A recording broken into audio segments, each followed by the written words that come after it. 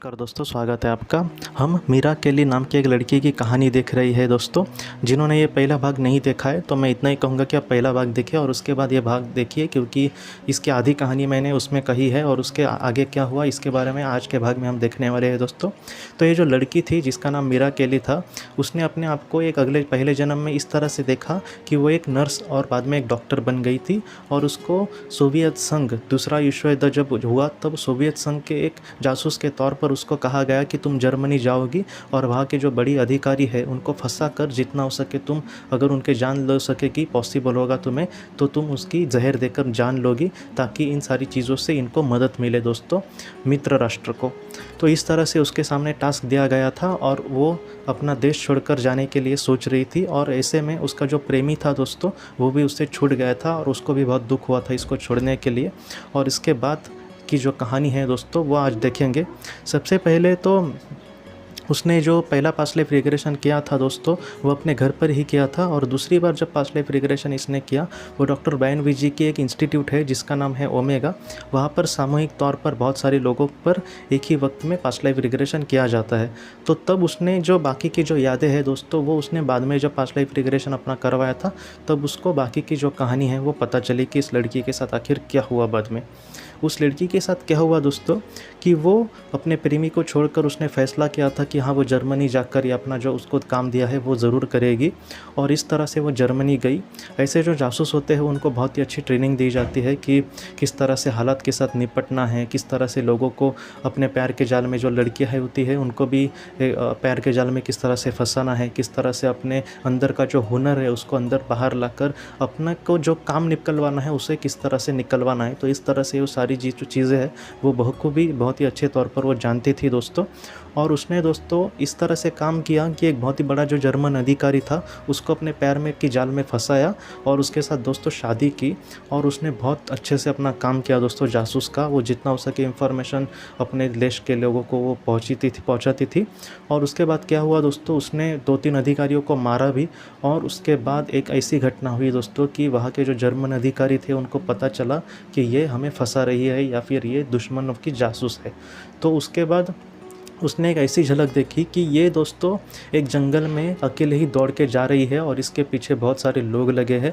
मतलब क्या कि इसको पता चला है कि अब वो लोग मुझे नहीं छोड़ेंगे क्योंकि उनको मेरे बारे में सब कुछ सच सच पता लगा है। तो इस वजह से ये अपनी जान बचाने के लिए जहाँ पर से भाग रही थी और इसके पीछे वो जर्मन अधिकारी जो थे वो इसके पीछे पड़ रहे थे। बाद में उसने ये कहा है कि वो एक सुनसान जगह पर वो पहुँच गई और वहाँ पर एक सुनसान घर उसको दिखाई दिया और वो घर में अंदर प्रवेश किया। और उस घर का कोई भी द्वार जो था वो खुल नहीं रहा था, लेकिन एक द्वार किसी तरह से इसने खोला और ये अंदर चली गई। और उसके बाद वो यही कह रही थी कि इसके बाद क्या होगा उसके नहीं पता था। लेकिन इसके बात का मतलब वो उस सीन में उसने ये नहीं देखा कि उसको पकड़ा है कि नहीं। लेकिन बाद में वो ये कहती है कि किसी तरह से उन जर्मन अधिकारियों ने उसको पकड़ ही लिया और उसको टॉर्चर किया था दोस्तों।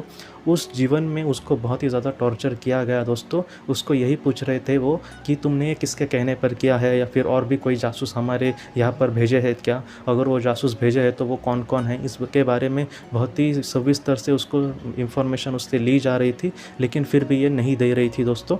उसने ये कहा है कि उसके जीवन में उसको इतना टॉर्चर किया गया, उस पर इतना अत्याचार किया गया, लेकिन इसने ज़रा भी मुंह नहीं खोला दोस्तों। तो इस तरह से क्या हुआ था दोस्तों, उसने सब कुछ सहन किया लेकिन अपने देश के प्रति वो हमेशा वफादार रही उस जीवन में। और उसके बाद केली हमसे ये कहती है कि उसको बाद में उन लोगों ने देखा कि ये कुछ भी कबूल नहीं कर रही, तब इलेक्ट्रिक चेयर पर बिठा के दोस्तों उसको मृत्युदंड की शिक्षा दी गई, एक सज़ा दी गई। और इस तरह से वो जो जासूस थी उसका अंत हो गया दोस्तों। इसके प्रेमी का उस जीवन में क्या हुआ दोस्तों उसके बारे में हम देखते हैं। ये कहती है कि उस जीवन में इसका जो प्रेमी था, जो अमेरिकन था, जिनको ये नहीं पता तो पहले भाग में मैंने इसके बारे में कहा है, जो अमेरिकन इसका प्रेमी था दोस्तों, उसके साथ ये हुआ कि एक जगह पे एक मुठभेड़ घिरी थी, मतलब फायरिंग चल रही थी। और उस मुठभेड़ में इसका जो प्रेमी था दोस्तों उसके सिर में गोली लगी थी और वो इस दुनिया से चला गया था।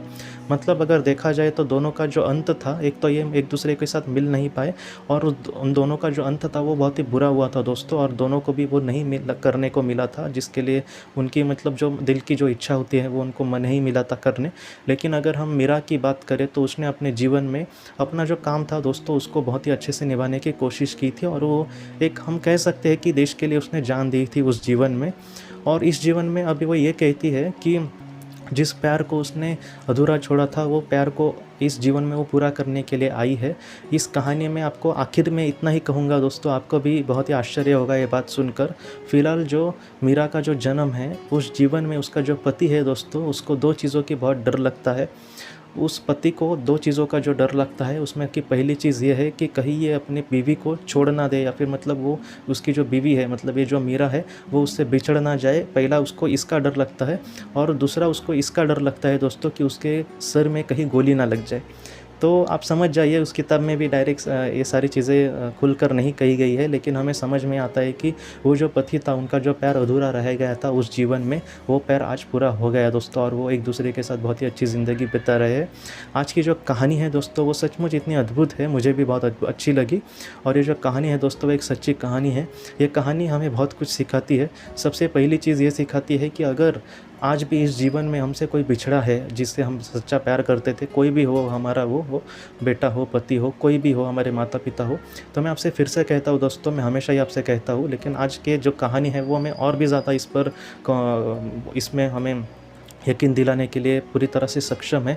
वो ये है कि हमारे जो अपने हैं, वो उनसे हम इस जीवन में अगर बिछड़े हैं, लेकिन ऐसा नहीं है कि हम उनसे हमेशा के लिए बिछड़ेंगे। एक ना एक जीवन में या फिर आत्मलोक में तो हम उनके साथ हमारी ज़रूर मुलाकात होगी, और वहाँ पर हमें कोई भी बिछड़ नहीं सकता।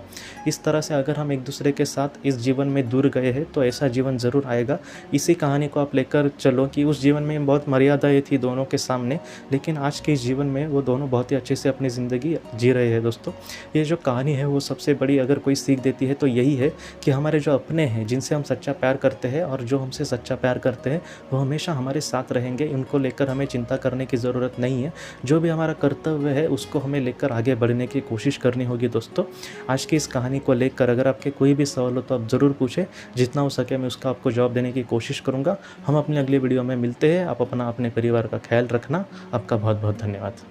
ज़िंदगी की रोशनी ये संस्था ऐसे लोगों के लिए काम करती है जिन्होंने किसी अपने को खोया है, या फिर जो लोग अपनी ज़िंदगी में बहुत ही ज़्यादा दुखी है। जो लोग इस संस्था से जुड़ते हैं उनको तकरीबन 50 किताबें भेजी जाएगी उनके व्हाट्सएप पर या फिर ईमेल पर। ये किताबें आत्मलोक या फिर मौत के बाद हमारे साथ क्या होता है, इन सारी चीज़ों की आपको पूरी तरह से जानकारी देगी। और इसके साथ साथ आपको एक पास्ट लाइफ रिग्रेशन थेरेपी की ऑडियो भी भेजी जाएगी।